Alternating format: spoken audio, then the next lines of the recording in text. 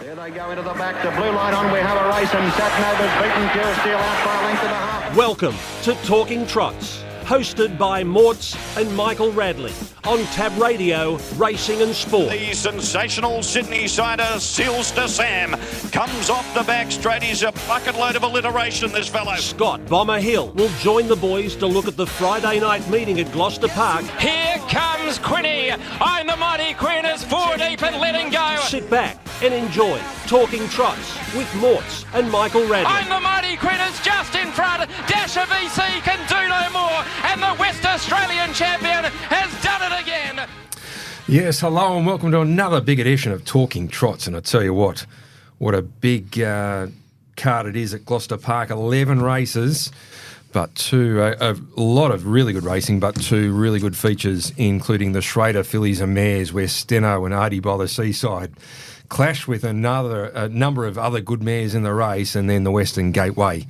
We see Christopher Dance in Australia, and it's got to be. He's already had a hit out, but great to see him clashing with the best 3-year-olds in WA in the Western Gateway on Friday night, and a great meeting. We've had two late scratchings. Mortz and Bomber Hill are off today. Got other commitments, but the emergencies are high class. We've got Glenn Moore and also Oli Cownie's got to fill in for Bomber Hill. He's doing double time. Not only does he get to do the provincial tips and also Albion Park, he's also got to do the Gloucester Park in segments 2 and 3, which brings me to Glenn Moore. Sylvie, welcome to the program. Great to be here, Rads. Yep, the boys are away, so we step in another week. It's an interesting night, isn't it? Like, we're really starting to hot up to these major events. The Western Gateway's a beauty. Bondi's got a big hand to play in it, but there's a number of very good horses in there as well. We see these great mares clashing again, as you've suggested. The barrier draws have made that really interesting with Steno 1 and Artie by the Seaside drawing wide. And we've got the free-for-all as we move toward the Pacing Cup, as horses are trying to force their way in with the rankings. We've got 2 golden tickets to go, one being the Stratton next week and then the Navy Cup after that. So it's all hotting up towards an exciting position. Our guest tonight, Donald Harper, before we get to Donald's in great form, had a double last week, and his mare, Starlight Dream's been going really well. But before we get to Donald, Silky, you must have been pleased with Mr. Smarty last week at Gloucester Park. He did get a golden ticket, was on the fringes or outside the 12. Yep. Cements his spot and make sure that he's going to get into this pacing cup. It takes a bit of pressure off. We weren't surprised, given the fact that in the past free-for-all form's been the go for getting a place in the rankings. You've got to prove yourself, and that's always been the criteria. We've been clear on it, and it's been consistent over the last few seasons. So, there's always a bit of pressure involved there. But I guess if you don't perform in those races and force your way in, you don't deserve to get in. He was lucky, got the barrier draw, and the rest is history. He beat some good horses, mind you, and they ran some time. So, albeit he had the advantages, he was very impressive indeed. He sure is, and we'll talk about him a little bit later on, but let's get into one of the features. Steno and Artie's by the Seaside have taken most of the market. Currently with Tab Touch, $1.40 Steno, Artie by the Seaside at $3.50, but a mare in great form is Starlight Dream for trainer and driver Donald Harper, currently $11 in the Tab Touch market. Let's go back and listen to her impressive win. 28-2 the next quarter. It's Starlight Dream in front. Second, Peaceful. Racing through. Castella Dell'Acqua finishing well. Little Darling the inside. Rattling Lily's gone around the turn. Starlight Dream in front of Peaceful. Castella Dell'Acqua behind them. Little Darling down the outside. But Starlight Dream's in front holding Peaceful. Little Darling late the outside. But Starlight Dream goes home to score nicely all the way. Starlight Dream has won by about 3.5 metres on the line. Yeah, won the $30,000 feature. That was win number 10 from 17, and her informed trainer driver joins us on the line, Donald Harper. Donald, welcome to the program. Thank you, Michael. And Glenn, how are you?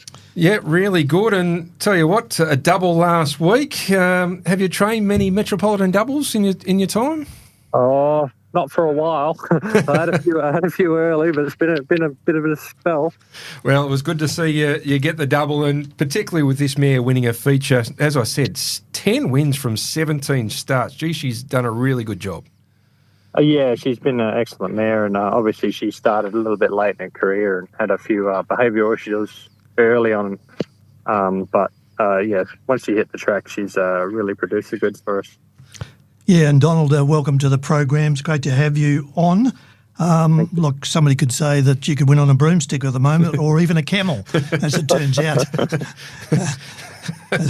Robbie Yachts will tie up. Yep. You're in great form.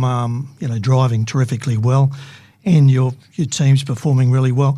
A Starlight Dream, you must be thrilled with that run, considering the question mark, I guess, was that leading. We've seen Starlight Dream really sprinting brilliantly, but to run the 36-1 would have raised some question marks maybe before the race, running a quick lead time like that and being as authoritative as she was in the final stages. Yeah, obviously she led a couple of times early on in her career, but that was much lower grade, and we'd been driving a sit and kick as she'd come up through the ranks, so that was the big step up question mark on her last week. And we drew the barrier, so we kind of had to find out whether she could do it or not. And as it turned out, she ran through the line really well, and we still had the plugs in. So I was real happy with the run. Obviously, every time we've asked her to step up, she has. So obviously this week will be a step up again, but she's just doing so well at home this time in, and really couldn't be happy with her. In the dam, Alex Treasure would be pretty happy with Dream's daughter being the dam. She had a lot of ability herself, of course, but she had that little bit of a habit of not getting to the line, didn't she? And Alex has gone to Elder Cristiano, seems to have done the trick. Yeah, it really has. Obviously she had that little quirk, but she had a lot of high speed, and she passed that along to her, and she must have got the rest from Alta. So it's worked out well, and I wish he'd bred the mare a few more times, to be honest. Yeah, for sure. Now, the Friday night's race, it's a great race. Steno's drawn the pole, currently a favourite at $1.40. You'd think Arnie's by the Seaside has got to be put in the race and driven aggressively by Denny at $3.50, drawn the outside, which probably brings you into the race a little bit. 12 isn't a bad barrier for you if they go hammer and tong. Yeah, look, I wasn't unhappy with 12. Obviously, first time in the free-for-all mares race, it probably saves us having to do too much early, and the speed on early would probably suit her. So they run along a bit, and she gets a little bit of luck in running. I think she'll be hitting the line no matter what happens. Donald, when you look at it too, you've got Steno, the logical leader, and you've got a couple of horses there, Three Rumours, Paraquet, that would probably like to be forward. Paraquet's always or generally driven that way. Three Rumours had the run of the belt now. Might want to get forward as well. And then you've got the, when Denny makes the move, I guess, with Artie by the Seaside, whether it's initially or waits for that to settle, there's going to be plenty of action. The only thing I see from your viewpoint, if that happened and you're in the running line, you could shuffle back a bit. Is there any thoughts about the rail being a possibility? I guess it depends on Wonderful to Fly, what Shane Young does. It really depends on what Wonderful to Fly does, I suppose, early, If she elected to stay off, then the rail becomes a real option for her. If she dropped there, then it wouldn't probably make sense to restrain again, to go back behind her.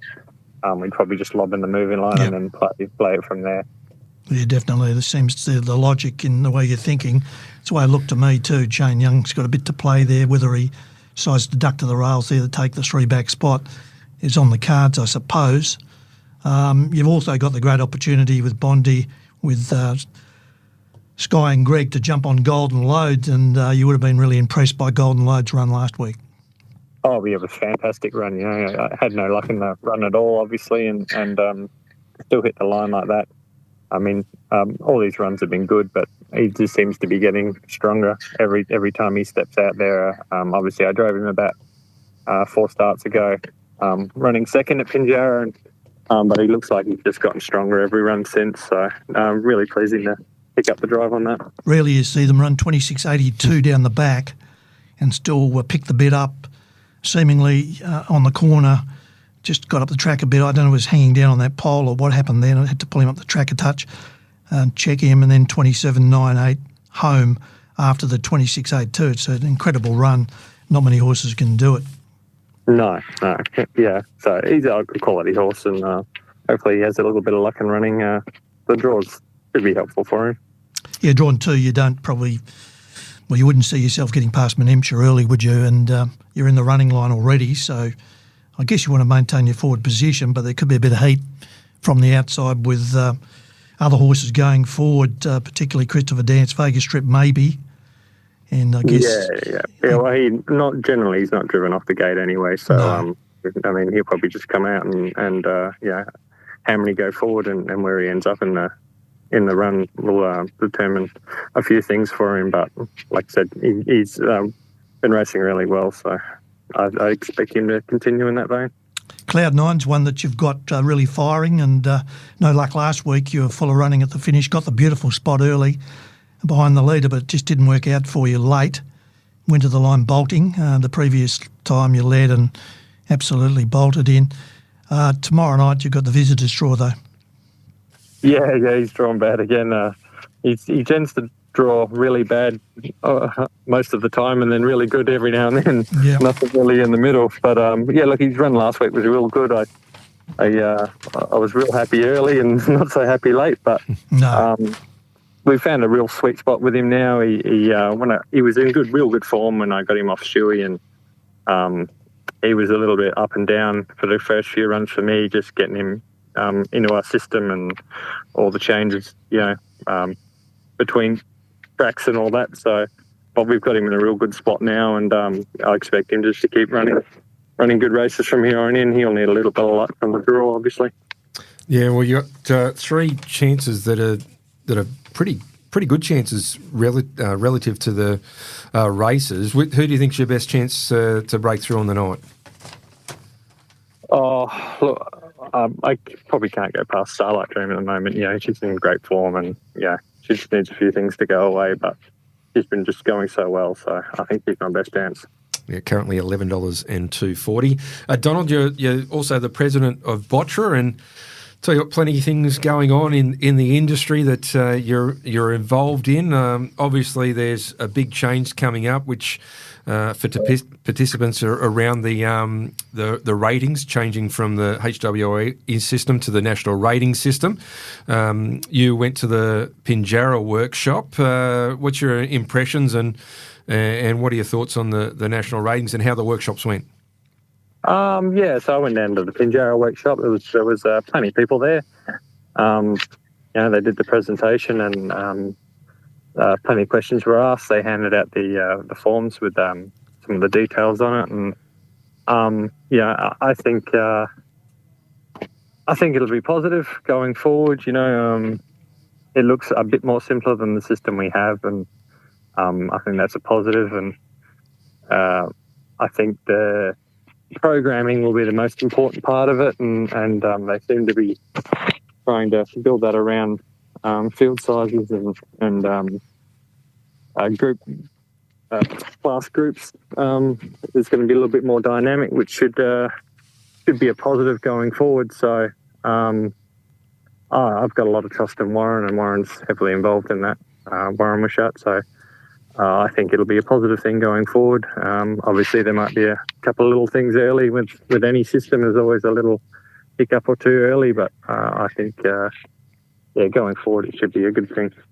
Yeah, Donald, I think you hit the nail on the head. The programming is going to be significant, and getting Warren Wishart back on the team to assist with all that, with the other members of the team to try and balance the fields out, is going to be the main thing in terms of wagering and having good competitive racing and fuller fields and maximising our horse population at the peak times of the year. That seems to be one of the key ingredients to improving our position. Do you just wandering around the countryside, you go to a lot of the tracks, you getting the feeling that people with more information handed out by Rower, that the fraternity is starting to understand that some major changes need to take place with the way we operate? Yeah, look, obviously with the handicapping system, there was a bit of worry. parts have worked over east and parts haven't gone so well. And most of the people I talked to coming out of those meetings were happier that it was going to be quite simple. From the broad strokes they gave us, not too complicated to understand, and I think everyone's sort of happy to move forward with things as long as it's quite easy to understand, and hopefully all the changes that get made are all positive going forward. But you also do a lot of education with younger horses. How many of your horses did you break in this season? Oh, I'd have to check the board, but 50, I would 50? say. Jeez. Must have kept you busy. Yeah, I've been pretty busy. And Donald, you're breaking horses in as well, which is plus all the driving and training you're doing. And the farrier work, you still continuing to do that with all that's on your plate? Yeah. I'm midway through doing a few at the moment. Yeah, right. No, we've got a fair bit on our plate, and we're always working about 30 horses at home. So mainly your own you're shoeing, or you're outside shoeing as well still? We're shoeing down in Pinjarra today. Yep. We shoe about 30 a week, or sometimes a bit more. So there's always something to do. How's the back holding up? It's all right as long as I don't do too many one day. Yeah, right. It's a tough job. Has there been many impressed you that you broke in? Look, there's been a lot. A fair few this year that have shown promise early. I mean, I'm not one for doing a heap of them. I don't like to push them along too much. Just a lot of steady work and getting their manners right and the gait right and all that. So, but there's been a fair few. A couple of the two colts Justin bought at the sales were probably two of the standouts this year. I really like both of those. So, well, I think that's good. Good news for Reds. Well, we're about to. We've only got a couple of shares left in the cult, so we're about to release those couple of shares. So you can contact info@gloucesterpark.com. Sound like a paid ad to me. Like no. I didn't actually talk to Donald about this, right, but okay. God bless him. Good on you, Donald. Threw it in there anyway. Mate, we'll be cheering for you now even harder on Friday night. Thanks for coming on the program, and good luck on Friday night. We'll see you at the track. All right, thanks for your time. Good on you, Donald. Good on you, Donald. Doing a really good job as the Botcher president. Certainly. Really look, sensible at meetings and. Yeah, he is. And I think that they're taking on board all the statistics and data now. Yeah. Which is something that's very important that people do actually understand what's going on, so they can make the right decisions. And I definitely think the industry is getting their heads around it now. Yeah, and we actually do have a couple of shares left in the American Ideal Cooper's Beach Colt, who he broke in, and he did actually say he really liked him. He's probably been sold this afternoon. There's not too many left. There's a couple of shares left, about 2.5% each. So if you want to contact us and get him, and the other thing that's important about this colt, Morts, is Glenn Mortimer and Ross Fitzgerald very lucky people. If you want to win big races, you've got to race with lucky people. Yeah, exactly. And they are the two of the luckiest people I know. Which, before we get to some other news, this brings us to our sponsor for this segment, Silky. It's Retrovision, your local WA electrical appliance specialist. RAC members receive an additional 5% every day. There's 17 stores WA wide. I heard Brad Hardy this morning on the Sports Daily talking about it, and in his usual controversial fashion about the AFL. He doesn't like the Eagles. The draft. No, he doesn't like the draft, does he? He does not. Thinks it drags on for too long, but it's all part of the AFL's planning to keep people engaged. And, of course, Retrovision are the sponsors of the Gloucester Park preview every Friday morning at 8 a.m. Who's your guest tomorrow morning? Tomorrow morning, very lucky to get Justin Prentice on, so it should be very significant to what's happening. And we can ask him about Never Ending too, to find out where the horse, where is he? Yes. And when's he getting back? We all want to know. Well, he still wasn't back last week. Yeah, exactly. So we might get an update there. Plus, tomorrow night he's got significant horses in. Yeah, Tricky Mickey being one. Well, it's it's going to play a big part in that race, isn't he? Absolutely. Drawn 1. And speaking of Mortz yesterday at the HRCG meeting, he said, "Got to hold." Going to hold the lead, no leverage over. But I see there's been money for both of them, so that's very interesting in itself. But we want it from the horse's mouth, so we got Justin Prentice tomorrow morning. That's good. And the driver of Tricky Mickey is Gary Hall Jr., who hand up, give up. No, that's open to Kepo. No. If the instructions are hold out, Junior's going to 100%. He's going to do it. A couple of weeks ago, but we only found out this week because Alan Parker had sent through the update. 4,000 winners for Gary Hall Jr. is just an amazing stat. The update because the HRA stats aren't complete. Right. They do, and particularly for the older drivers, if you've started in the last 20 years, they're probably correct, or they are correct. But the guys that have been going over 20 years, there's a few, and Junior's only just on that. So he's at 4,009 now after a couple of wins this week. Yep. Chris Lewis is on 6,103, who he's chasing, which is just a marvellous effort. And we know Chris Alford's about 8,000. Yep. Chris Lewis is, I think, second on that 6,100. But in WA, you've got Gary Hall Jr. on 4,009. Colin Brown sits third at 3,044. Shannon Zavalco fourth at 2,471. F.R. Kersley. I was going to ask you about Freddie. Yeah, he's in at fifth at 2,378. And Trevor Warwick rounds out the top 6 at 2,040. Yeah, you probably find back in those days like Chuck or Fred Kersley.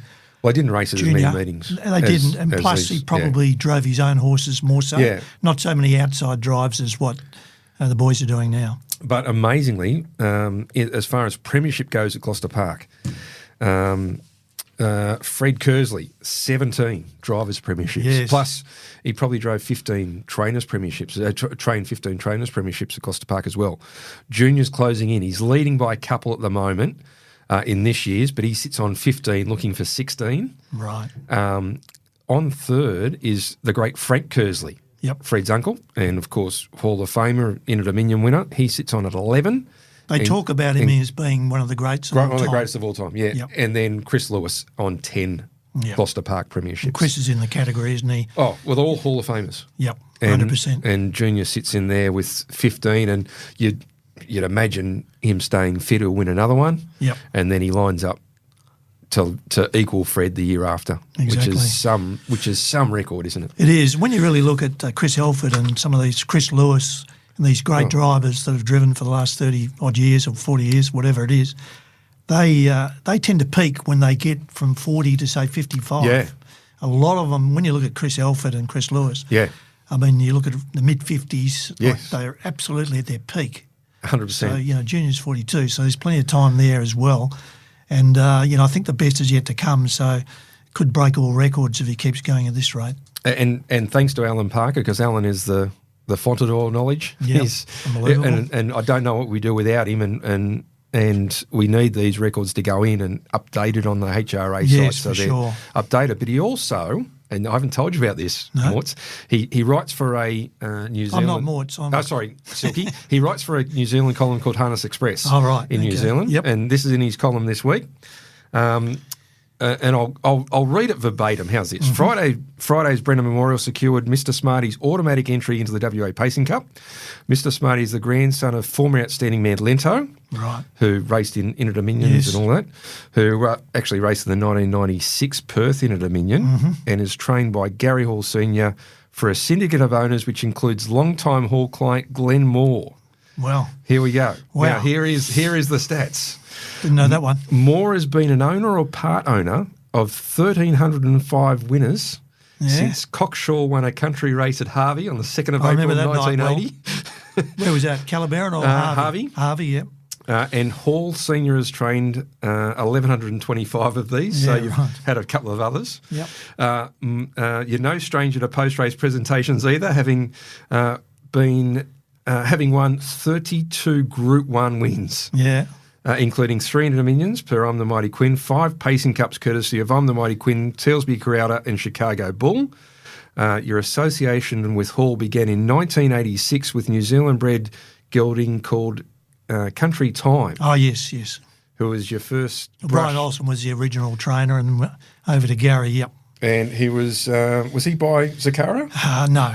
No. He was one that we got early on, and we also leased a good horse off Mick Lombardo that went on to race in the Nugget. I'm just trying to remember the name of the horse. But Zakara, Yep.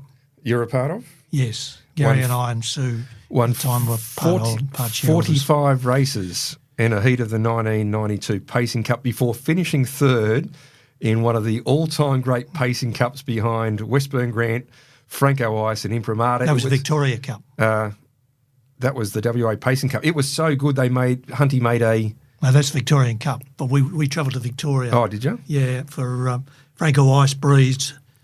Senior drove, that might be a little error, Senior drove our horse, Yeah. Sakara. Did you race him over here when Westburn Grant and Franco Ice Yes. tasseled? Because Yeah, Hunty made a video of it. It was one of the We great beat videos. Westburn Grant in the The summer lead of, up a to the summer of Pacing Cup. Frost and Ice, Yeah. one of the great videos of all time from John Hunt. Yeah, well, Westburn Grant, the night we beat it in the prelude, Westburn Grant worked really hard, Yep. and that was around the tragic time. Gary's passing. Yes. And then on that particular night, Sakara swept around the field, put the pressure on Westburn Grant, did a lot of work, and he won by 5 or 6 lengths running away that night. Well, he was a giant killer, but he did lack sometimes the gate speed to be significant in terms of positioning in a race. He always had to come wide and late. The Victoria Cup you're referring to was Westburn Grant, Franco Ice. Senior drove Sakara's 3 deep for the first 600. He was drawn barrier 3, couldn't get in. Could not get in. We were hoping he'd drop into the... You've shocked me. Yeah, and then Franco Ice was behind us, so Senior knew that if he eventually got outside the leader, Franco Ice was coming. Yep. Because Westburn Grant was in front. Yeah. So And we also Little B knew- Gath was always, the Yes. instructions were go forward. Yes, and so we camped on the pair of them after doing all that work, and Westburn Grant couldn't handle the pressure of Franco Ice that night, which was a bit, unusual because you would have thought he'd probably hang in there at the end. But Franco Ice was fair dinkum low flying, outstayed Westburn Grant. We got past Westburn Grant, and then Impressionist got the late rails runner, knocked us off for second. So, yeah, that was quite a night. And I think we won 23 or 25,000 a night. We nearly broke. So Sue Hall at the time was there. So we decided to go to the yearling sales the next day, thinking we got 25 grand. We survived all this, because we were nearly, unconscious at the time, and we needed a bit of luck. With the yearling sales, and then the betting started. Unbeknownst to us, Sue was betting with our money, her money as well, of course. Yeah. And spent 25,000 on Caramia Scandals, so the money was gone within a few hours. So, and Gary, I think it was Brian Hancock was standing alongside us. He said, "You're buying that one, are you?" And Hawley said, "No, we're not buying that one." And he said, "Your wife's betting on it." He said, "No, she's not, surely." And then the next thing you know, it's hammered down to us, and we had to take it home. But she was quite a good mare. Would have been high Turned out- price, 25. Yeah, it was a bit of money. But she was a good mare, but she won a lot of races, but she had colic issues and a few issues in her life. But we sort of got out of her okay, but the money was very shortly kept and spent as we've done over the years. When we win, we tend to buy horses and, on the Mighty Queen, Chicago Bull, Elder Cristiano, King of Swing, those horses, they've all done well, but we keep putting the money back in and keep buying horses when we win, and that's allowed us to pursue what we love and buying some decently classy horses to try and continue on finding winners. Yeah, well, it's also great that Alan can chronicle it. Yep. And He knows more about it than I do. he sure does. Yep. And it's he's an unbelievable source for the industry, Alan Parker, and deserves all the accolades he gets. He's not standing again for the Gloucester Park Committee. He's actually retiring and got a lot on. He does a lot of the catalogues for the sales around the country, Yes. and all that sort of stuff. He can do a lot of that type of work. Yeah, Now he's got the time. Well, he doesn't have any time, I can tell you. Well, But he's can imagine. Yeah, he's very busy, but he's a wealth of knowledge and deserves, as I said, everything he gets. And it must be great having Mr. Smarty going through to the Pacing Cup. And the other news this week, and we announced that Gary Hall Jr. is the slot for the Ultimate Drivers Series. So Mortz was really happy we announced it. Yeah, very big shock to Mortz. So I'm expecting Mighty Ronaldo to be announced for the Nullarbor anytime soon. Yeah, true. I think he might be waiting. At the end of the day, yeah, look, it was no real shock that Gary has got the gig because he's world-renowned now. Australasia renowned, definitely, but he's known around the world as being one of the top drivers in Australasia and will be a terrific representative for WA Harness Racing, Gloucester Park. And it's going to be exciting. It's a great concept. It's completely new. I'll be looking at the opportunity of going over to witness it. And Queensland doing these innovative things, aren't they? They're really going well. David Brick's one of the really good administrators, and he's doing great things. And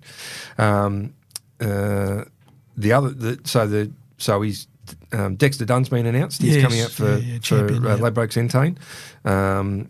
Yannick Gringar's coming out for Summit Bloodstock and Aaron Bain, and combining with the Great American trainer as well.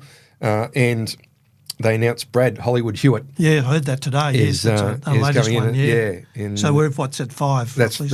That's 4 now. So we've announced 4. So I'd imagine a few announcements coming out. So I think discussions have been done. Yeah, you'd imagine McCarthy name would be in there somewhere. You'd one of them. Hope so. Maybe there's 3 of them. They're all good enough. I don't know whether the 2 American boys will come back now. Toddy or Luke or Andy. I know Luke's coming back. Luke was going to America for about 6 weeks and then heading back. Okay. So we're talking January or February? February next year. So he probably should be back for that still. That's winter over in the United States. Plus, we're probably going to have 2 from New Zealand. There's a New Zealand slot. There's definitely 1 New Zealand slot, if not 2. The Gaths have got 1, so you imagine Kate Gath will go through, and I'm told there's 1 from Europe, either France or Scandinavia. Yeah, that'll be great too. So. Will there be trotting races? I presume they probably throw a couple of trotting races in. Well, it depends what they program. You'd think so. You'd imagine so. Normal Albion Park card, there's usually there's usually trotting races on board. And we've got some Eastern States form experts, which is good because you've pretty got to know the lie of the land 100%. Over East. It's different. Yeah. And, the homework that they do weekly, they won't have to catch up. They're already on top of it. No, and Oli Cownie's one of them. We're about to talk to him. Oli's one of them, and he's a very, very good judge. He is. All right, let's take a break. You awake there, Bray? You ready to go? All right, let's take a break. We just spoke to Donald Harper, and he gets the drive aboard Golden Load tomorrow night. Goes around in the Western Gateway and is currently at 460 with Tab Touch behind favourite Christopher Dance, who's the stablemate at $1.70, drawn 2 and 6 respectively. Let's go to the break. Let's listen to Golden Load, whose performance, as Glenn said earlier in the show, was just absolutely outstanding, and Donald gets the drive tomorrow night. Major Pete's onto the outside. Grievous has gone around the turn, 28 the next quarter, and the leader is Alter Tribute. He usually digs in and finds Maximum Rocks off the inside, and then came Golden Load. The leader, Alter Tribute. Golden Load has been big though. It wasn't peaking. It raced up, shot to the lead from Alter Tribute, and Golden Load in front and beat Alter Tribute, and third home Maximum Rock, fourth home Atlas. Hi, I'm Steve Sell from Loans 123. We are car finance specialists. We can help you find the loan you're looking for, your new car, and help find a home for your old one. If you want a new or used car but feel uncomfortable visiting car yards on your own, we can help and often save you money. For a stress-free way of buying and financing your next car, who do you see? Steve Sell at loans123.com.au or call 1800 100 100. Talking Trots with Mortz and Michael Radley on Tab Radio, Racing and Sport. Well, but can't get out. Penny Tiger inside talks up a storm as they come around the home turn, and out wider on the track is Minstrel around the bend though, and Mr. Smarty cruising in the lead from Tenzing Bromac. The inside Sangro Royale needs some daylight, and then came Penny Tiger talks up a storm, but Mr. Smarty is doing it well over Sang Royale, getting the second on the inside of Tenzing Bromac, and Penny Tiger late, but Mr. Smarty does it all the way, and Mr. Smarty races home to win. Sang Royale always. Yeah, Mr. Smarty was a good win. He goes straight now into the WA Pacing Cup with a win in the Brenner Memorial.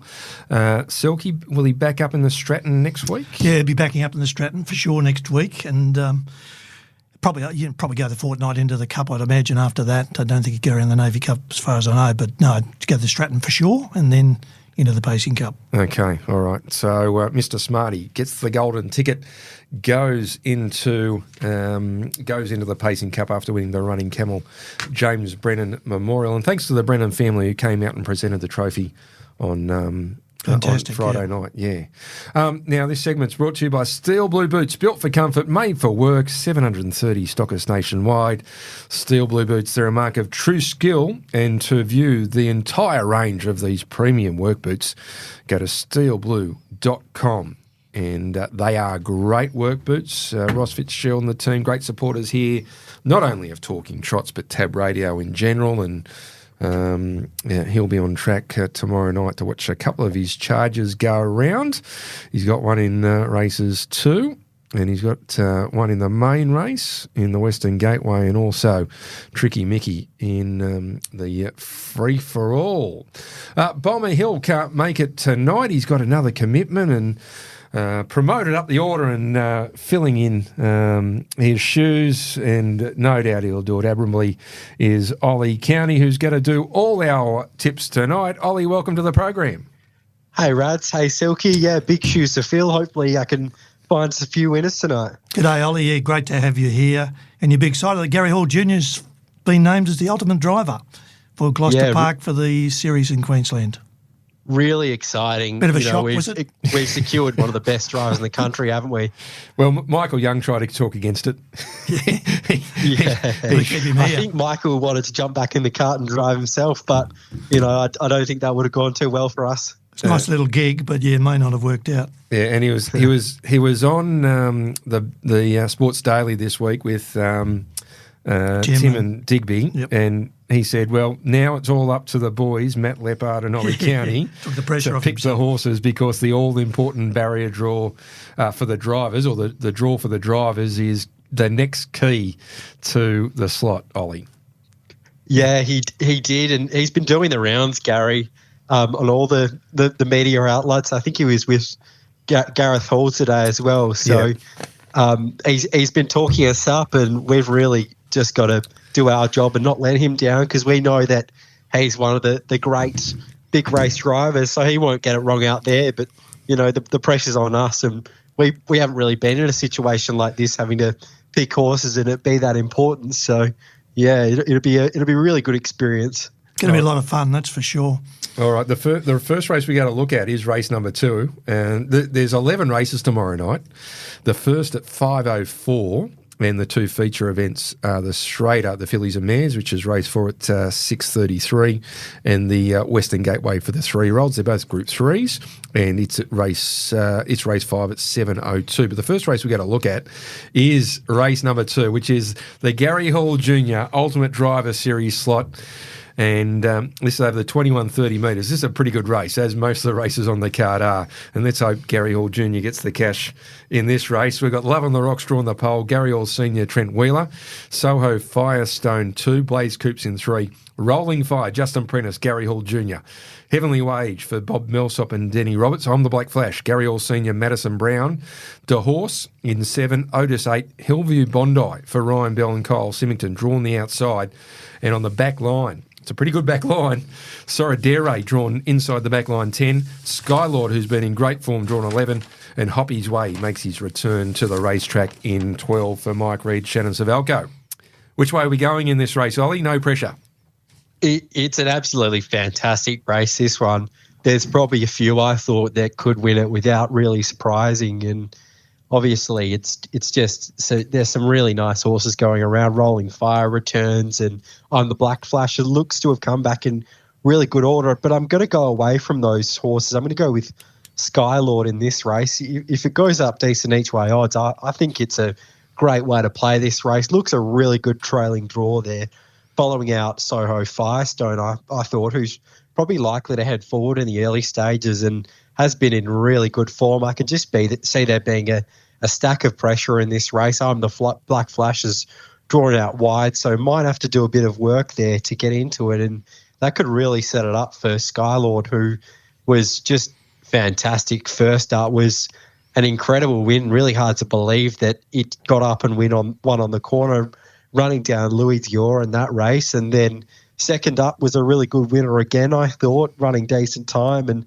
third up, things just didn't go his way there. He was pushed right off the track. It was the James Brennan Memorial consolation there, and Too Fast, Too Serious ended up coming from 3 back the pegs, who beat Al Capone, who was in the lead that race. So I think it ended up being a bit of a pegs-dominated race in what became a sprint home. So Skylord, running into it off the track, wasn't being too far, 10 metres. They went 1:56, which is, reasonably quick. So I think Skylord is in really good form, looks perfectly suited from the draw, and can be a really good each-way bet to kick us off on Friday. Confidence level there, I agree with everything you've said there. The 7th last up was a pretty good run considering the way the race was run, and the previous runs were exceptional.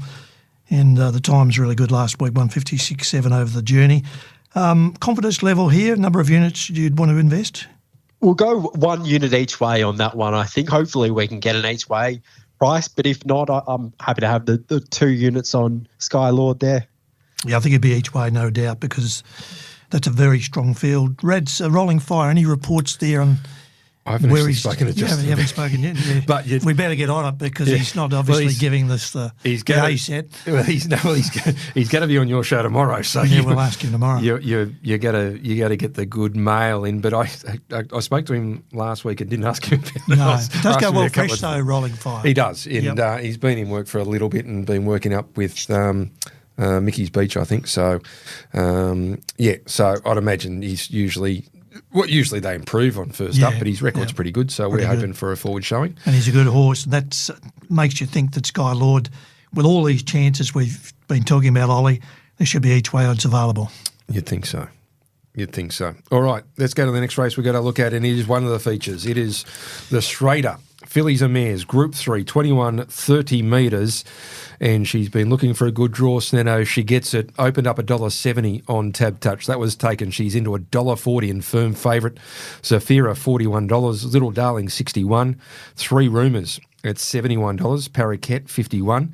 Sovrana, $151. Good Deal A Maddie, $151. Montana Glory, $81. And outside of the front line, Artie by the Seaside, unbeaten here in WA, $3.50 on the second line of betting. And then on the back line, we've got Stormy Skies at $13. Wonderful to Fly, $13. And Starlight Dream for Donald Harper, $11. Great race. Steno, Barrier 1, will lead. You'd think Artie by the Seaside has got to be put in the race at some stage. Ollie, what have you got for us for race number 4? It should be a really good contest, this one, but between arguably, 2 of the best mares in the state. And I think from the draw, Steno really does look the one to beat. Probably pretty short now at $1.40. Artie's by the Seaside just hasn't done a thing wrong really in her time in WA, unbeaten still, and it's hard to really know how much more there could be. And Artie's by the Seaside, although Steno was first up, won pretty easily, but the way I'm happy to go in this race, I'm happy to back the one that'll get the perfect run in Stormy Skies. And it's a horse that I think is just going at her absolute best recently. She's going terrific, and I think she's shown in the past that she can follow through from inside back row well enough to maybe hold the back of Steno, who I don't think will be asked to really fly off the gate in the early stages because that might get her over racing a little bit, but from there on in, I think she'll just gradually increase the pressure and try and make it as hard as possible for Artie's by the Seaside, which should perfectly suit those runners on the peg. Stormy Sky should get a fantastic trip there. Just didn't have the barrier draw last start in a really strong race and went around at big odds. Gate 9, Starlight Dream led and won there, so just became too hard from the draw, and I think she can bounce back and finish in the platings, and potentially Wonderful to Fly could be another one that benefits from the really good draw she's got there. Potentially 3 back the peg. She's not been in the best of form, but this does look a good opportunity for her to potentially bounce back into a little bit of form. Yeah, and what you say is very interesting regarding Steno, not stirring Steno up, which should allow Stormy Skies to keep the back of Steno.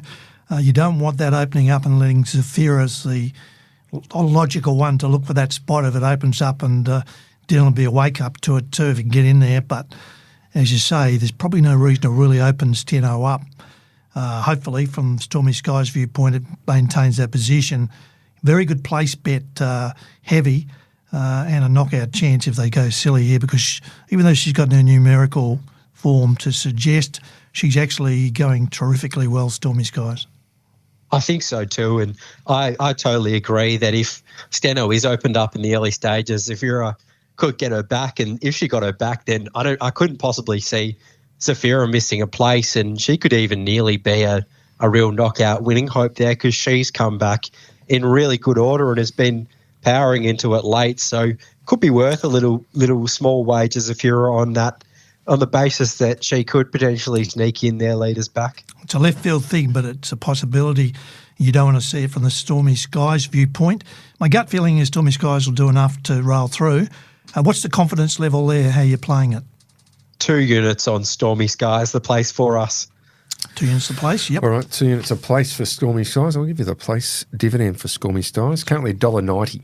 So about yours for theirs. There was 2.10. There's been support. Okay, it's into $1.90 now. Now we're about to take a break, Silky. Before we do, in race number 3, important scratching, Sky Lou's out. Yeah, Sky Lou, unfortunately. Any report? Yeah, got the report today. Senior Amy's got a bit of colic and he had to treat Sky Lou. Unfortunately, can't go around once he's treated clearly. He's okay, but there's no risk there. We had to treat him anyway. So it's going to change the market considerably. Absolutely. I think it was very winnable, even though it was still a tricky sort of race in terms of how it mapped early. But yeah, that's going to change them. He would have been favourite, I'm sure. Yeah, he would have been favourite. Now, Flying Rumour, who was 4, comes into the 3 pole. Geez, he was good last week. Flying Rumour. Very, very good. And these sectionals are great. And once he finds form, he usually holds it. He does. He drew the 9 last week, put him in the race from barrier 9, got the spot, did a little bit of work and still had that sprint left at the finish, which was what you're saying is he struck that purple patch of form and he ran a really good sectional late. Yeah. Really impressed with him. All right, let's go to the break and listen to Flying Rumour, who was too good in the opening event. Move along the inside. Sugar Street's out wider. No run for Show Pony. And then Flying Rumour around the turn, though. And he goes for this leader now. Regal Chevelle giving chases. Sugar Street out wide. Better move along the inside. Rock and Roll Elliott and Flying Rumour's down the outside. But Sugar Street has raced up to Regal Chevelle, who needs to lift. Sugar Street and Regal Chevelle. Sugar Street, Regal Chevelle. Flying Rumour all over the top late. Flying Rumour's going to blouse them. Flying Rumour. Sugar Street, Regal Chevelle. Photo finish. There's always a lot more in store for you at Retrovision. Like Retrovision's lowest price guarantee. If you find a lower price on a same-stocked item, we'll beat it. There's our 60-day price promise, where we'll refund you 120% of the difference if you find a lower advertised price on any purchase. Plus, RAC members save an extra 5% every day of the year. After 60 years, a lot has changed, but there's still a lot more in store at Retrovision. You are listening to Talking Trots with Mortz and Michael Radley. The show hooks to the outside to try and come after Al Capone. Too Fast, Too Serious came out wider as well. Didn't want to stay the fence in the straight. Al Capone's got the lead. Down the outside is Steal the Show. And then Too Fast, Too Serious back in the middle. It's Al Capone in front though from Steal the Show. Too Fast, Too Serious booming home. Too Fast, Too Serious all over the top. Had the great run and beat Al Capone. Steal the Show, Soho, Dow Jones and Hampton Banner. Didn't he savage the lines, Silky? Certainly did. He loves that run, doesn't he? And probably the 2,500. El Capone, it was probably the only query, wasn't it, El Capone? The 2,500. Did a great job, but just a cold sit there and got underneath Denny on the corner, which was significant when Dylan just got underneath her and Steal the Show pushed out a little bit wider and just flew late. Yeah, impressive win. You'd think he forces his way into the Stratton and up the order for the Pacing Cup? I'm just trying to remember what his ranking was. Prior to that, I think he was. If you bear with me in a minute, we can find it. He was out a little bit. Tell you what, he was really good. As you do that, I'll do the sponsor while you're looking for it. Yep. Loans 1, 2, 3, car loans, debt consolidations, or your personal finance. The man to see is Lanu Nut, Stevie Sell. Loans123.com.au or the very easy to remember number 1800 100 100. Still doing the things the banks can't, and another sponsor of Brad Hardy, another sponsor of our show, another sponsor of Tab Radio. He's Brad's a great everywhere. man, the new nut, and he sponsors good people. Yeah, he certainly does. And great to have him on the program, and hopefully we don't need Stevie Sell this week. All right. Now, on to Too Fast Too Serious, ranked 18. Yeah. Clearly would have... Gone up a couple? Yeah, well, the interesting thing is 18. Now, Catch a Wave won't be coming around, won't be coming. No. They've got Ideal Agent 11. I don't think he's in work. So there's 2 out of the road. Him, no. Artie by the Seaside's 14. I don't think it's going around. Well, it's not going around the Pacing Cup.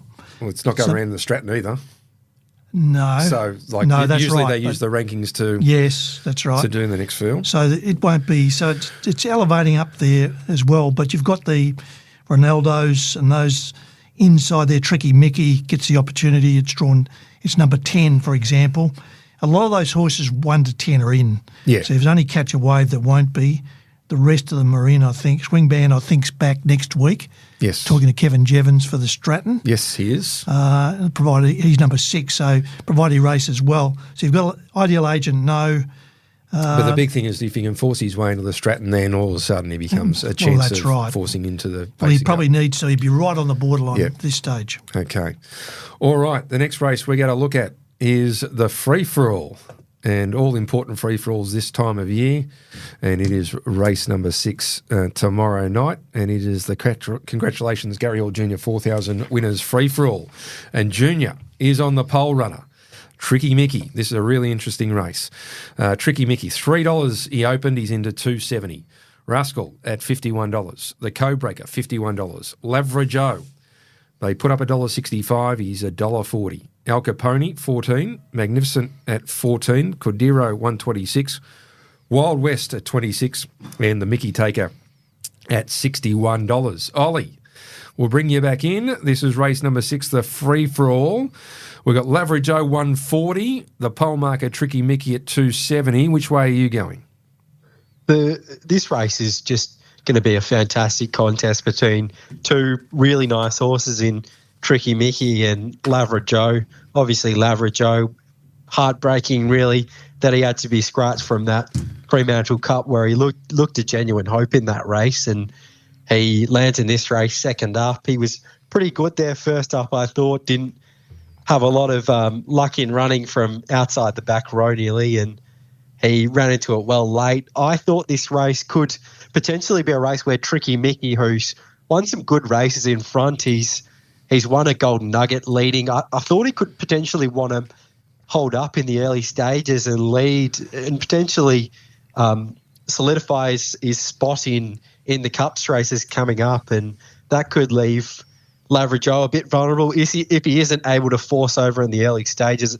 Either way, I'd expect Tricky Mickey to make Lavra Joe work, and then potentially if Lavra Joe got over racing, then Tricky Mickey would get the perfect run in behind him if he did hand over, and that could all set it up really well, I thought, for a horse that's flying on return. Al Capone, his third on return was fantastic, and his second last start, he led them up, and that's probably just not really his best pattern. He's a sit sprinter, that horse. So in this race, I thought Al Capone had really good 1-by-3 claims, and potentially at a decent price could blow them out if it all set up really well there. So he's a horse, I think, if he got a run in some of the better races, he'd be a really good opportunist or sniper.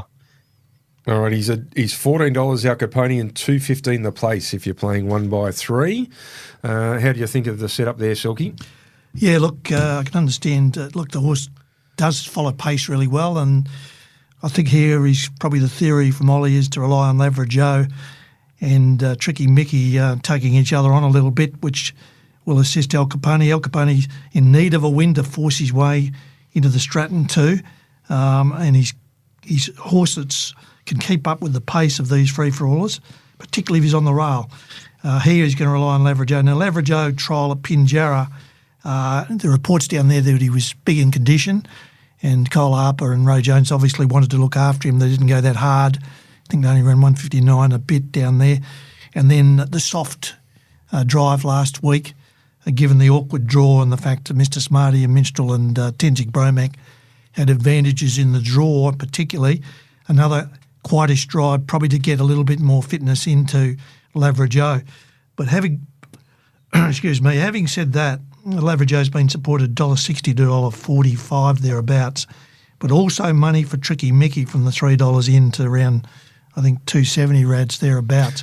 So they're backing both these horses. Yeah, I don't know how much Mortz has say in the tactics. I think he might give him and Justin and Junior to do what they want anyway. But he was adamant he's got a lead, and you'd think that's his best spot. He's won some really big. I think he will, Lord Mayor's Cup or and Golden Nugget. He's won some big races leading. He does have that speed, so he's got to be the one. But the tip from Oli is Al Capone 1/3, $14 and $2.15, which is a good play for Al Capone. 2,500 too. It'll be interesting early how aggressive Kyle Harper is. Yeah.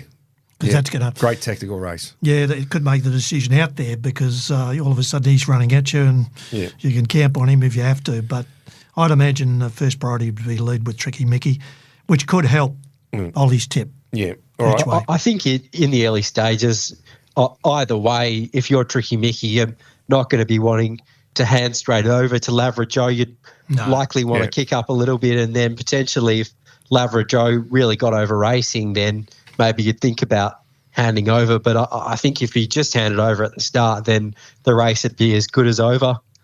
Yeah. Well, Lavrajo here, if he just sat outside Tricky Mickey and that they rated, you'd expect Lavrajo at somewhere near his top would still go close, or run first or second.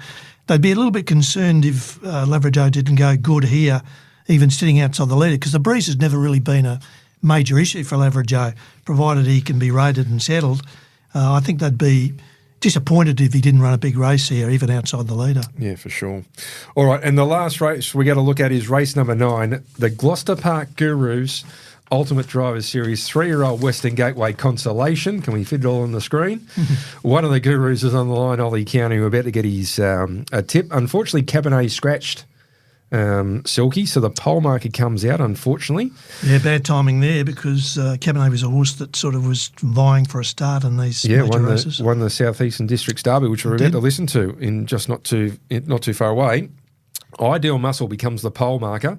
Pete's Honour, who's very fast in Barrier 2. Maximum Rock in 3. Mickey's Pride comes into 4. Jimmy's Rocks comes into 5. Atlantic Gem, the filly, looking to get a Derby start for Ryan Bell and Kyle Semington. She comes into 6, and Exceptional Armour goes into 7 for Colin and Madison Brown. You can scratch 8 as well. Dark Eyes is also a scratching, which is unfortunate for the team there. On the back line, we have Quinton and Prince of Pain. Oli, the Consolation. It's a pretty good race. Robbed a little bit with Cabernet and Dark Eyes coming out, but tell you what, still a quality lineup of 3-year-olds that are all pushing for contention to try and make their way into the Derby.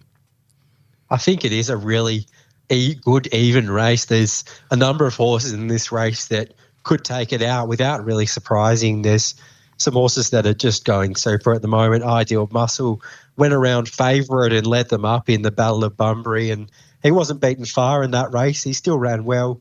Probably expected to go close and win the run he had, but still around Gloucester Park, I think he'll be even harder to beat.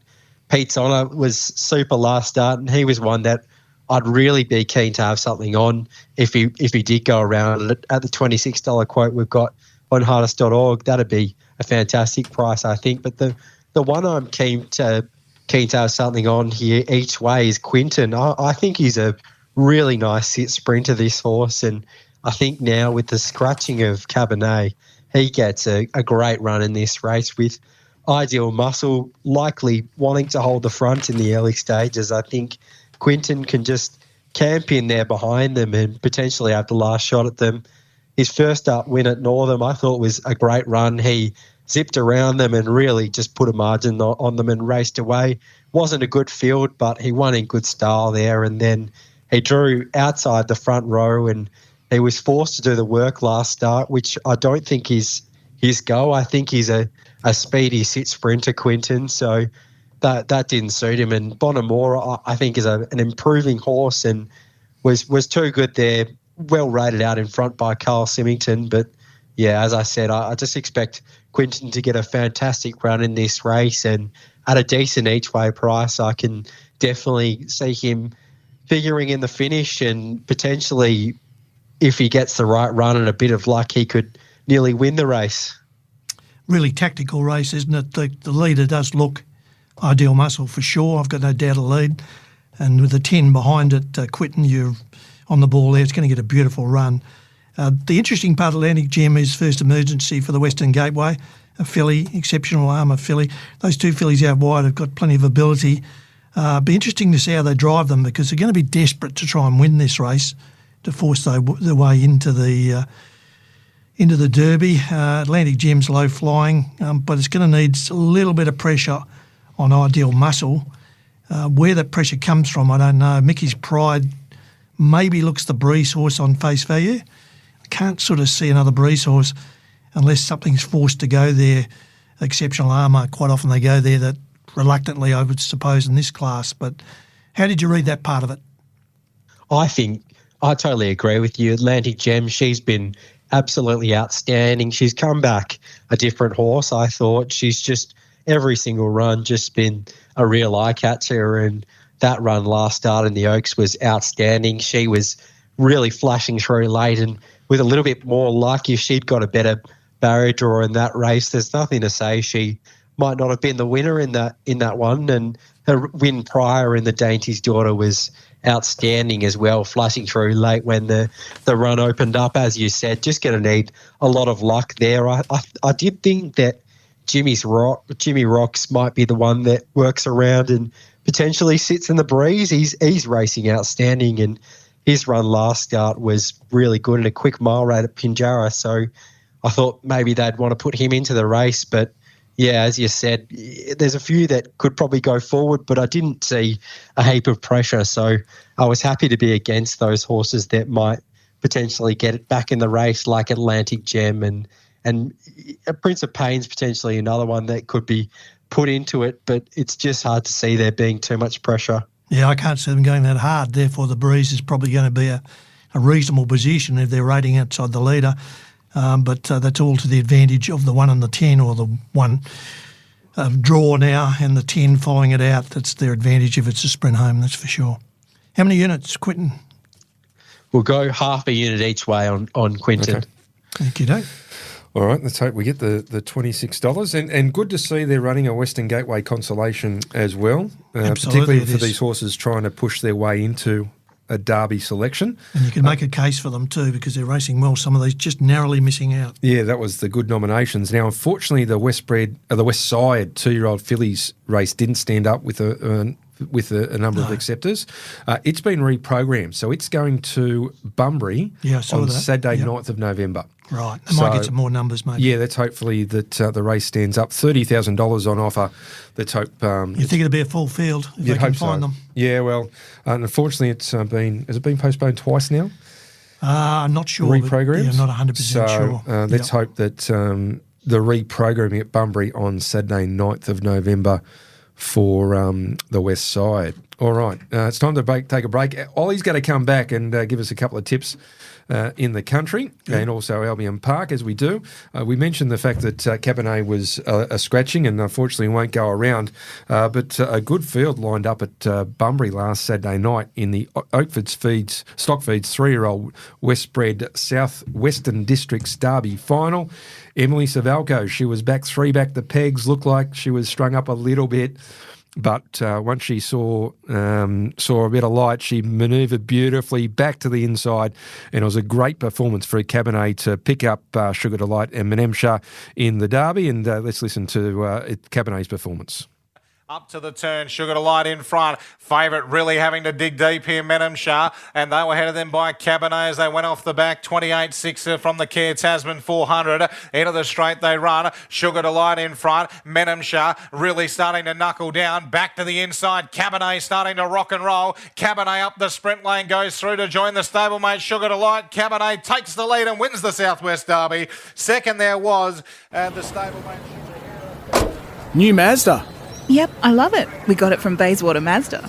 I keep hearing great things about them. They're fantastic to deal with. Great people, great coffee too. At Bayswater Mazda, you'll always be well looked after. Visit the team today and find the best drive-away deals on new Mazdas and pre-owned vehicles. Driving is better with Bayswater Mazda. So's the coffee. Go and see Bayswater Mazda at the corner of Guildford and Garrett Road, Bayswater, DL 25174. You are listening to Talking Trots with Morts and Michael Radley.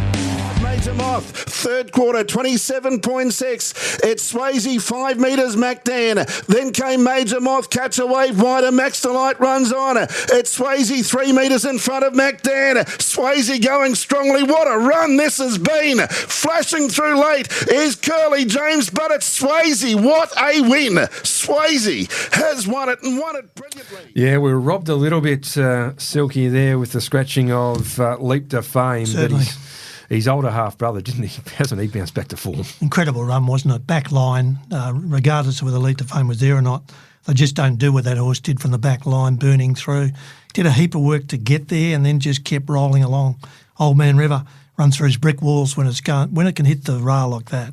There's not many horses that can run it down, and he has beaten Leap to Fame into that scenario before. Very, very good horse when he's on song like that. And I'm not sure whether they're going to the New Zealand Cup. No, they're definitely not going to the New Zealand Cup. They're actually in line for $1 million bonus. Yes. If they win the 5 provincial races that are part of the bonus. They've won the first one, the Dish at Parks. Yep.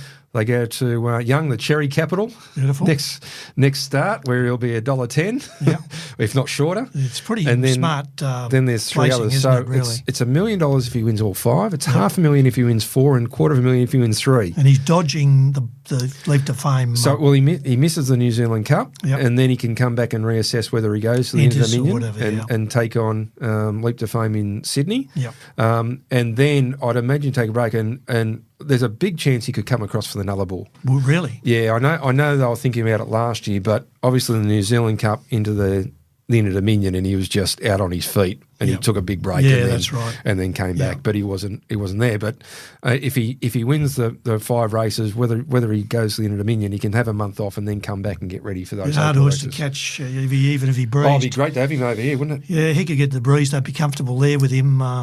And if he led, of course, I don't think any horse in Australasia could beat him if he led. So I know they're going to try desperately to get him over here and race in the Nullarbor. So that's really good. But a great card at Melton. Before we get to our final segment, this segment is brought to you by Bayswater Mazda. Driving is better in a Bayswater Mazda, corner of Guildford and Garrett Roads. Morts drives around in a Mazda 6 Turbo and loves it. Oh, he gets the window down, the wind through their hair, and mate, he looks outstanding in driving around in the Mazda 6. Oli, are you still on the line? I certainly am. Mate, what a performance. It was a great meeting at Melton last week. We saw Rakiro Rebel upset a few in the Queen of the Pacific. Didn't that fly home? Yeah, Hardy's Express, Greg Sugars, 3 fence, great performance. We also saw Just Believe. Yeah, he's just very good in the Bill Collin Trotters sprint. Best Deal. Got over the top of it, stablemate in the Victorian Derby with Mark Pitt. High speed horse, that one. Very. Another American Ideal horse who our Trots into horses buying. Yeah, that's right. Can we get another Throw plug? it in there when you get the chance. Swayze, the Victoria Cup winner, he just gave nothing else a chance. Tell you what, Curly James, didn't he do a good job? Yeah, he got home well, didn't he? First reserve. He's a consistent free-for-aller, but if we can get that rail like that, he's got a nice finish on him. Coastal Bay gave nothing else a chance in the Oaks. No, far superior. And, of course, the really good trotting filly in Kiang Zahari, who'll go on and take on the boys in the Victoria Oaks. She's good. In the Victoria Derby at some stage. No doubt she's good. All right, Oli, what do you think of the night? Did you have a standout performance or was it Swayze? It was a fantastic night of racing. Definitely, I thought the standout was Swayze.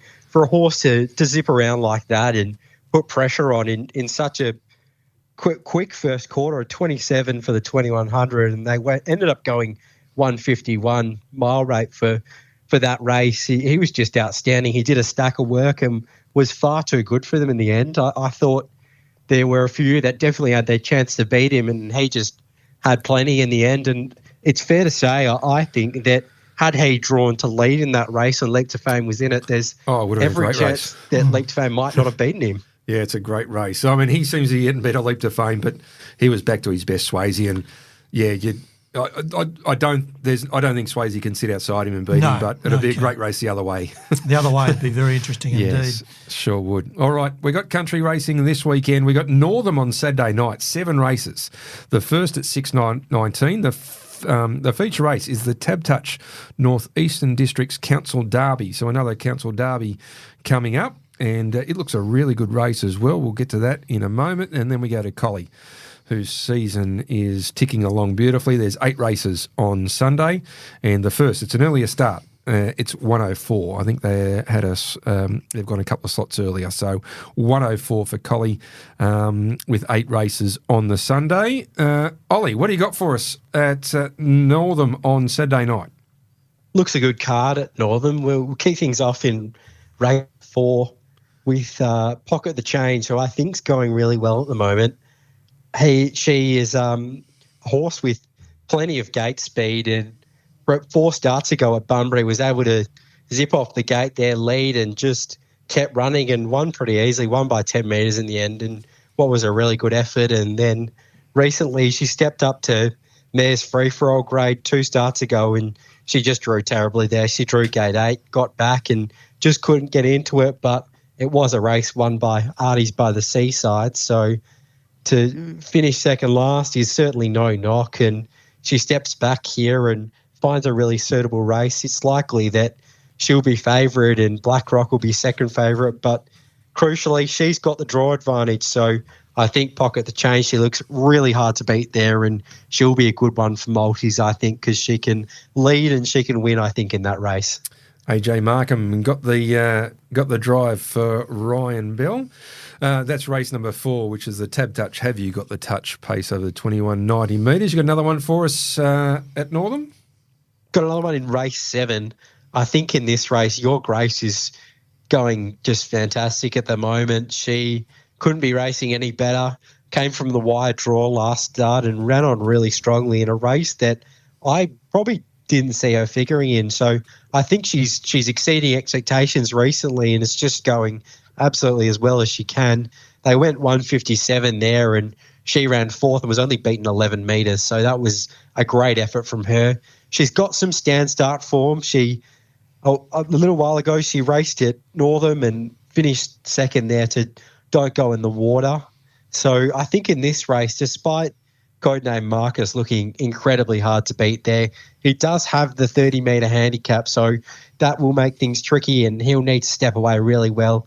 And the other factor is that he is also first up in the race. So if Your Grace is able to lead and there's a little bit of trouble in behind, I think she could potentially get away with the race, but she looks a really good 1x3 option in that, and I think she can definitely run top 2, and if a few things go her way, then I think she can win. But firstly, I think she's a really outstanding place bet in that race. All right, and over the relatively shorter distance for a stand start, the 21.50 as well will also play into the front lines benefits. All right, and then we head to Collie on Sunday, 8 races, first at 1:04. Have you got anything at Collie for us? I do. We'll kick things off in race 2 at Collie. I think in that race, Valhalla Miss has returned nicely in her 2 starts and hasn't been far away in either of those. 2 back at Gloucester Park. She wasn't far behind Rock and Roll Sloy and Unlucky. Then last start, she went to the Central Wheat Belt, drew a poor gate and wasn't beaten far again by American Monarch. So that looks really good form for this race at Collie, and she's got reasonable gate speed, and it's pretty hard for them to cross from out wide at Collie. So I think she should be able to drive through there, lead them up, and if she does that, then it's pretty hard to see anything able to beat her in that race. So another one potentially that could go around short odds, but we can multi that one. All right, that's race 2, number 1. Anything else for us? In race 3, last start, I thought Follow the Milky Way would be able to lead and would run a really good race, and she did exactly that. She led and ran along, and they went a pretty decent mile rate for the grade. She ran 5th, but she was actually only beaten 2.3 metres, which was pretty heartbreaking for place backers who weren't far off the win, but she didn't end up placing. So I think she'll be better for that run there, leading. She'll get off the gate well. Think she can lead and run a really good race out in front after last start. So expect Follow the Milky Way to be hard to beat. Trent Wheeler on board too. He's got everything in your favour. Yeah, race. Collie King. He is the Collie King, fresh off the birthday. Race 2, number 1, into race 3, number 1. Does that wrap up Collie for us, mate? That does, yeah. All right, and Albion Park Saturday night. I hope you're studying the form for Albion Park and continue to do so for the next 6 months. I am, yeah, all over it. I've got a couple of us at Albion Park in what looks probably really good races. I think there's a clear standout in race 1. Not what I'm going to suggest us backing, but I do think Always Smokin' is a horse that's in great form, probably a bit of a grade drop here and just looks incredibly hard to beat, has the draw advantage on, was a heat seeker who was racing in WA not long ago and has gone to Queensland and is unbeaten so far. So that horse is flying, but I can't see that horse beating Always Smokin' sitting outside it, and I wouldn't be surprised if Was a heat seeker was to miss a placing. So the one I'm going to go with in this race and on a 1x3 basis is Mosdale Terry. He's in really good form and he's a really quality horse. Last time in, he wasn't beaten far by a horse called Whisper a Secret who went around recently in the Eureka, and he's since come back really well this time in. He was good 2 starts ago. He worked hard in the early stages and eventually handed over to the informed Brados Lad, and that horse just ended up being too good, but certainly no knock there in second. He steps back to the mile, which seems his preferred trip, and I think he can sit on the back of Always Smokin' and be a danger there potentially, but more the place, I think he'll be really, really hard to beat.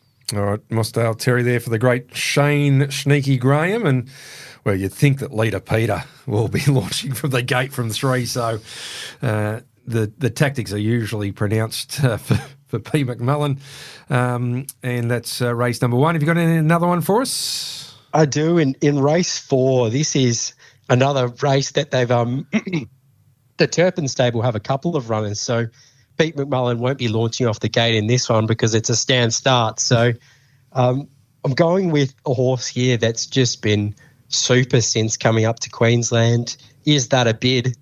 I think it's had a few problems in the past and they weren't able to quite get it going, and it's landed in the Shannon Price stable and she's just got this horse flying. It actually broke the track record a few starts ago over the stand start and just in brilliant form. So I can see that one stepping away nicely, finding the front and being really hard to catch. I thought the market in the early stages should have been the other way around. Gus has gone up a very short price favourite, but he's faced by a 30-metre handicap, while Is That a Bid comes off the front mark. So the race has been done handicapped, I assume, on band ratings. So Gus is a band 1 and Is That a Bid is a band 4, so he gets in incredibly well in this race. And if he lands on the front end and does everything right, I can't see Gus beating him off the 30-metre handicap. All right, yeah, on Tab Touch, Gus is at 185, and Is That a Bid? Adam Sanderson's got the drive at 270, so 270 on Tab Touch for the Trotters. Is That a Bid? And he's held solid at that price. But yeah, there's race 2 and 4. Is that us at Albion Park wrapped up? That's it for Saturday. Mate, good on you. You've done really well, worked overtime. Hopefully we've found a few winners. There's plenty to choose from. We've looked at 4 at Gloucester Park, a couple at Northern, a couple at Collie and a couple at Albion Park. So we're well travelled, mate. Thanks you for your time, and as we said, really appreciate you filling in for Bomber Hill. Fingers crossed there's a winner in all of those. Thanks, guys. Cheers. Good on you. Oli Cownie, who's doing a great job. You can hear him on a Monday morning with Tim Walker and well, there's a bit of value there tonight from Matty him, Young, so, yeah. off and pacing, 9:30 on a Monday morning. Yeah, 9:30 on Monday morning, and they're looking for a bit of value. Usually Ollie likes to look for a little bit of value, so that's good. He sure does. Now, the one race we didn't actually look at, Silky, is the 3-year-old race. Yep. Christopher Nance. All eyes on him for the Derby, 170. What do you make of the price? Is that a fair assessment? Yeah, I think so. It sounds to me as if the breeze will be available. Yep. For a start, and whether the Aiden de Campo. You think he'll hold? I think he'll hold. Normally they hold to 2,500, but look, if he cops too much pressure, he might. Look, it has been crossed before Menempshire by Franco Encore. Yeah, you think he'd hold up here though? Yeah, probably, but Franco Encore did get him. Yeah. And they try to burn up and hold with Menempshire, but whether there's one there quick enough, like it won't be Franco Encore from that draw, but whether there's one there quick enough, like wants to have a look at him, could be significant early just for the burn, because Christopher Dance. He's a good horse, Christopher Dance. Very good. Christopher Dance could just sort of bide his time there. Vegas Strips won with gate speed. Artful Major be interesting to see. You'd imagine a bit more conservative here, the 2,500. They'd be assuming Menempshire hold up. Golden Load can't get too involved, as indicated by Donald. But I think the breeze will be there for Christopher Dance once they settle. I don't think there's a huge rush to get there, and then they'll rate Menempshire to try and beat it. But this horse has got a lot of upside, and they've seemed to be getting him right. There was a few little niggles when he first got here, as indicated by the trial, where he wasn't 100% happy in the trial, and then the improvement to the race start, he looked a lot more comfortable. And there's further progression. The Bonds have referred to the fact they had a little problem with a nail going through his foot, and they had to back off a little bit, so that might have allowed them to maybe not get on top of that injury initially, and then now he's probably settled right in. I think the price is about right for a horse that's run second to a horse called Cold Chisel, which is a super horse. Yes, he was brilliant last start. Unbelievable run against the older horses, and it took Cold Chisel the sprint lane to get to win the Northern Derby. To beat this horse, had Circular Field 3 deep, got to the lead, and then had the Cold Chisel on him, and only just got over him up the straight. Very, very good horse. So if he's anywhere near that form. I'll tell you what, though, this will have a big impact on the Derby market, because if he comes out and blows them away, he's currently 240 with Tab Touch in the Derby market. If he comes and blows them away, straight into the red. We're going to learn a lot here. The big issue there is too, we Bet the House. Bet the House is not there. He's still on the second line of betting at $6. Alta Tribute $7. Golden Load $7.50 after his performance last week. Vegas Strip $9. Wave Rider $9.50. Menempshire at $13. They're the ones that are mainly in the market. The frightening horse here, Golden Load too. Like those sectionals, pretty good. Like could be dangerous if they do too much work. Them again. Yeah, exactly. Like if Christopher Dance is slightly off or not where he was in New Zealand, we yet to find that out, because he hasn't had the great opposition in his win here. But I do know he's got a big motor and it'd be hard to beat. But Golden Load, just on that run, I'd be a little bit frightened of him late. So these two races are going to have big impacts on the Group 1s later in the season. Absolutely. So we've got the mares, Steno versus Artie Bowler Seaside, plus, you can throw in Starlight Dream and a few others that have gone really well if they do go too hard. And then the Western Gateway, which is going to be a great pointer towards the Derby as well. So 100%. Really important nights racing here on Absolutely. Friday night. And there's some good horses in that Western Gateway, like Elder Tribute's done nothing wrong. Chualu done nothing wrong. Wave Rider, be interesting in this first up bad draw. There's a number of horses here that might be battling to get into this race. Yeah. Vegas Strip's a query for me. Yeah, okay. They bet $41. It's been firmly backed in. That was probably a bit of overs, but the last couple of runs have been... $13 is. Yep. Last couple of runs have been a lot better. And what tactics they use here with Chris Lewis on board will be interesting because it has got a lethal sprint on it, has got gate speed. So it's an interesting runner because a few weeks ago you'd say it wasn't at its top, but the last couple of runs have indicated with those sectionals that it's run off bad draws that it could be a player here if it got some luck. Yeah. It's a really open race. The other thing I just wanted to quickly refer to, unless you had something, no, was the Inter Dominions, the rankings for the West Australians. For the West Australians, Penny Tiger 14, Minstrel 15, and Tensic Bromac 20. They're the three that I could see in the rankings. 36 horses. Swing Band was in there originally, but has he come out? I didn't see his name in the rankings, so I might have missed him. He might have come out, but he was in there. I could have missed him. But obviously, Lead to Fame 1, Catch a Wave 2, big query at the moment, and Swayze 3, they're the top three. But clearly, it'd be interesting to see if those three West Australians do go because they'll acquit themselves quite well. Yeah, exactly. And it's going to be an interesting series if Particularly they, the heats, if you they know, do like- go. yeah, Because I mean- December after the Pacing Cup. Yep, and they've if got a bit there's- of time. Yeah, if they're still ticking over and ready to go in great form, then Well, that's it. You'd like to be part of it. I guess the leap to fame is the hurdle. both teams don't mind travelling. No, Mouse exactly. doesn't mind to travel, and neither does Team Bond. Not at all. And, they might want the challenge. I know Leap to Fame and Swayze could frighten a few off, but there are heats and it's experience to go away. It'd be great to see a few West Australian horses participating anyway.